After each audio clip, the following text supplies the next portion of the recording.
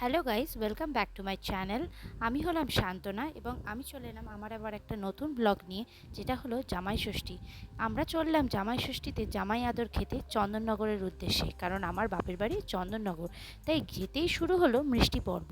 ওখানকার মিষ্টি ফেমাস, সেটা সবাই জানে, এবং জলভরা হতো ওখানকার জামাই ষষ্ঠীর জন্যই ফেমাস। তাই জলভরা ছাড়া চন্দননগরের জামাই ষষ্ঠীকে জামাই আদর কীভাবে হয় বলুন।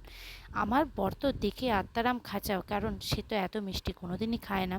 কিন্তু বিশ্বাস করুন, আমার মেয়েও ওখানে গিয়ে খুব ভালোবাসে মিষ্টি খেতে, কিন্তু এমনি সময়ও মিষ্টি খায় না। এবার শুরু হলো মহা আয়োজন, আমাদের লাঞ্চের পর্ব। অত মিষ্টি খাওয়ার পর অর্ঘ্য তো হাঁ, যে কী করে সে এত কিছু খাবে। মাকে বলছে, তুমি কেন এত কিছু রান্না করলে, বিকজ আমাদের এখানে প্রচণ্ড গরম পড়েছিল। একটু গিফট দেওয়া পর্ব চলছে, অর্ঘ্যকে মা একটা জামাও দিয়েছে, এবং মাও অর্ঘ্যকে দেয়নি সেটা কিন্তু নয়, সেটাও আপনাদের সাথে শেয়ার করব। আমাদের সামর্থ্য মতো মাকেও একটা ছোট গিফট উপহার হিসেবে জামাই ষষ্ঠীতে অর্ঘ্য দিয়েছে। এবার চলে যাই আমাদের মেনুতে। মেনুতে ছিল বাসমতি চালের ভাত, 5 রকম ভাজাভুজি, মাছের মাথা দিয়ে মুগের ডাল, চিংড়ি মাছের ভাপা, সর্ষে পাবদা, মাটন, স্যালাড, চাটনি, পাঁপড়, দই, স্প্রাইট। এত খাবার পরেও বিশ্বাস করুন, এগুলো শুধু ভিডিওতেই ছিল, কিন্তু রিয়েল লাইফে আমরা কেউই খেতে পারিনি।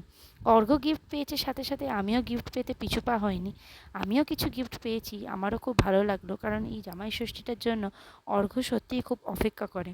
আর মাও অপেক্ষা করে থাকে ওর জন্য একটু ভালো মন্দ খাবার তৈরি করার। আমার মেয়েও বাদ যায়নি, তাই মেয়েও দিদুনকে আদর করতে একদম একটুও পিছুপা থাকছে না, কারণ দিদুনও গিফট পেয়েছে। আমার এই ভিডিওটা ভালো লাগলে অবশ্যই লাইক করবেন।